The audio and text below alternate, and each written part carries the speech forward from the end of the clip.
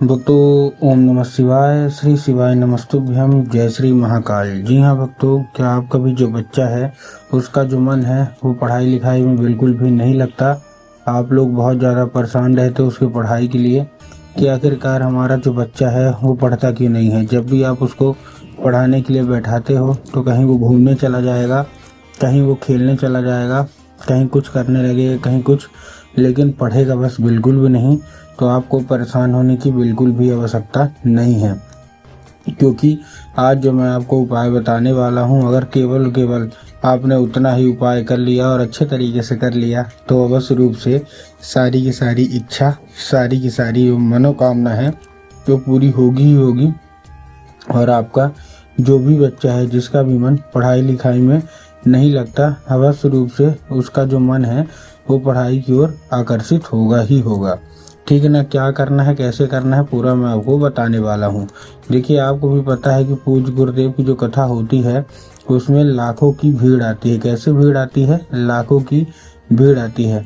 और जब गुरुदेव की कथा में लाखों की भीड़ आती है तो वहाँ ज़्यादातर जो भक्त होते हैं ना, वो क्या करते हैं, पत्र के द्वारा अपनी इच्छा और पत्र के द्वारा अपनी मनोकामना जो होती है वो गुरुदेव तक पहुँचाते हैं।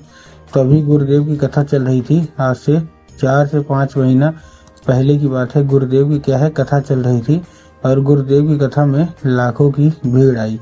अब जब गुरुदेव की कथा में लाखों की भीड़ आई तो वहाँ ज़्यादातर जो भक्त थे उन्होंने क्या किया, पत्र के द्वारा अपनी इच्छा और अपनी मनोकामना जो थी वो गुरुदेव तक पहुँचाई। अब जब गुरुदेव के पास पत्र पहुँचा और गुरुदेव ने पत्र पढ़ा तो वहाँ गुरुदेव ने देखा कि ज़्यादातर जो भक्त हैं उनकी क्या है, केवल और केवल एक ही इच्छा और एक ही मनोकामना है, क्या कि गुरुदेव हमारा जो बच्चा है ना उसका जो मन है वो पढ़ाई लिखाई में बिल्कुल भी नहीं लगता। कृपया करके कोई उपाय बता दें ताकि हमारे जो बच्चा है ना उसका जो मन है वो पढ़ाई की ओर लगे, पढ़ाई की ओर आकर्षित हो। हम लोग बहुत ही ज़्यादा परेशान हैं।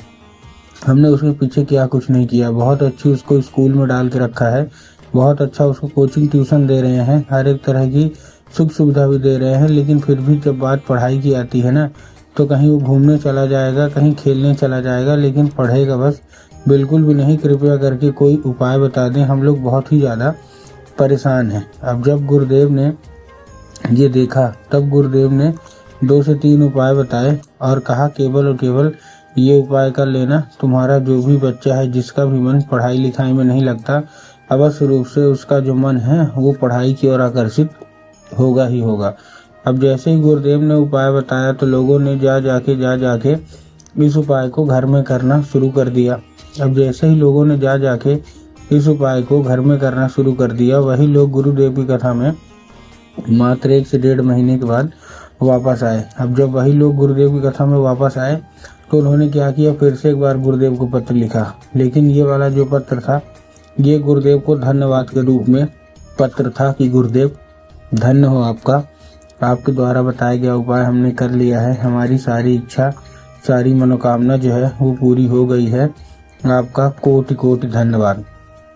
तो देखिए, जो लोग भी मेरी आवाज़ अभी सुन रहे हैं ना, अगर आपको भी जानना है कि आखिर ऐसा कौन सा उपाय है जिसको करने मात्र से इच्छा मनोकामना जो है वो पूरी हो जाती है, तो चलिए हम बताते हैं आपको आज की इस वीडियो के माध्यम से कि आपको करना क्या है। तो बस उपाय ध्यान से सुन के अच्छे से करिएगा ज़रूर, लेकिन उसके पहले चैनल पे अगर पहली बार आए हैं और आवाज़ मेरी पहली बार सुन रहे हैं तो वीडियो कर दें लाइक और चैनल को भी कर लें सब्सक्राइब, ताकि पूजनीय पंडित प्रदीप जी मिश्रा के रोज़ नए नए उपाय जो कि मैं उनकी कथा से सुनता हूँ, श्रवण करता हूँ, सबसे पहले मैं आपको प्राप्त करा सकूँ। ठीक, तो देखिए, जो हमारा सबसे पहला उपाय है, इस उपाय में आपको करना क्या है। जो हमारा सबसे पहला उपाय है, इस उपाय में आपको 3 काली तिल और साथ में आपको 1 धतूरा लेना है। ठीक, तो 3 काली तिल ले लिया, साथ में आपको 1 धतूरा ले लिया। अब देखिए, काली तिल और काली मिर्च में ना बहुत सारे लोगों के मन में कन्फ्यूज़न आता है कि काली तिल लें कि काली मिर्च लें। तब गुरुदेव ने साफ साफ बताया है कि आपको क्या लेना है, केवल और केवल काली तिल। ठीक, काली तिल ले लिया, साथ में 1 धतूरा ले लिया। धतूरा लेने के बाद आपको और करना क्या है, जैसे ले लिया, लेने के बाद अपने बच्चे के हाथ में देना है और उसको भेज देना है कहाँ, सीधा सीधा शिव मंदिर। ठीक, शिव मंदिर भेज दिया। अब भेजने के बाद उसको बोलिएगा कि दक्षिण दिशा में खड़ा हो जाए और उत्तर की ओर अपना चेहरा कर ले। अब देखिए, दक्षिण और उत्तर में भी ना बहुत सारे लोग कंफ्यूज होते हैं कि दक्षिण क्या है, उत्तर क्या है, हमको थोड़ा साफ साफ बताओ। तब गुरुदेव ने साफ साफ बताया है कि आप जिस भी शिव मंदिर जा रहे हैं उस शिव मंदिर का जिधर साइड जलाधारी होगा ना, आपको अपना चेहरा उधर साइड करके खड़े हो जाना है। ठीक, खड़े हो गए।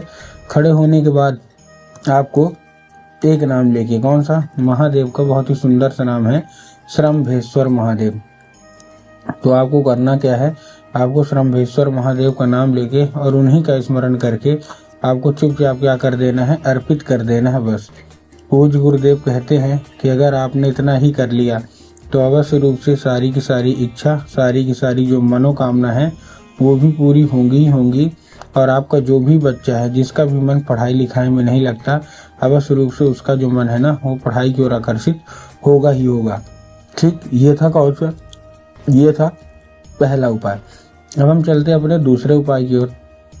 अब देखिए, जो हमारा दूसरा उपाय है, इस उपाय में आपको करना क्या है। जो हमारा दूसरा उपाय है, इस उपाय में सिंपल सा, जितने भी माताएं हैं आपको एक लाल फूल चाहिए। क्या चाहिए, केवल और केवल एक लाल फूल चाहिए। और लाल फूल के साथ साथ आपको और क्या चाहिए, लाल फूल के साथ साथ आपके घर में होना चाहिए माता सरस्वती की फोटो या मूर्ति। अगर आपके घर में माता सरस्वती की फोटो या मूर्ति है तब तो अच्छी बात है, लेकिन अगर आपके घर में माता सरस्वती की फोटो या मूर्ति नहीं है तो आपको बाजार जाना है, माता सरस्वती की फोटो या मूर्ति लेके आना है और अपने घर में उनको स्थान दे देना है। ठीक, दे दिया। स्थान देने के बाद शाम के वक्त में जब भी आपके घर में पूजा पाठ होता है ना, तो आपको जो लाल फूल है वो माता सरस्वती को अर्पित करना है और माता से उसको औषधि के रूप में मांगना है कि माता कृपया करके हमको इसको औषधि के रूप में प्रदान करिए। अब क्या होगा, अब ये औषधि का रूप ले लेगा।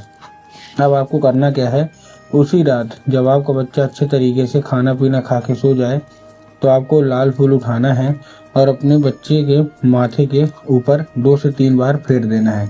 पूज्य गुरुदेव कहते हैं कि उस फूल के जरिए स्वयं जो माता सरस्वती है ना, वो उसके दिमाग में प्रवेश कर जाएंगी और उसका जितना भी दिमाग इधर उधर के कामों में लगता है वहाँ से न लग के केवल और केवल उसका जो दिमाग है ना वो पढ़ाई की ओर आकर्षित होगा ही होगा। ये था कौन सा, ये था हमारा दूसरा उपाय। अब हम चलते हैं अपने तीसरे और आखिरी उपाय की ओर। तीसरे और आखिरी उपाय में आपको एक पान का पत्ता लेना है। पान के पत्ते के ऊपर आपको शहद का क्या कर देना है, लेपन कर देना है। ठीक, शहद का लेपन कर दिया। शहद का लेपन करने के बाद अपने बच्चे को दीजिए और उसको भेजिए कहाँ, सीधा सीधा शिव मंदिर। अब जैसे ही आपका बच्चा शिव मंदिर पहुंचेगा, शिव मंदिर पहुंचने के बाद उसको बोलिएगा कि माता शोक सुंदर की जगह में अर्पित कर दे। माता शोक सुंदर की जगह कहाँ होती है, जलाधारी के बिल्कुल बीचों बीच, तो बस वहीं अर्पित करवा दीजिए। पूज्य गुरुदेव कहते हैं कि अगर आपने इतना कर लिया तो अवश्य रूप से सारी की सारी इच्छा मनोकामना पूरी होनी ही होनी है।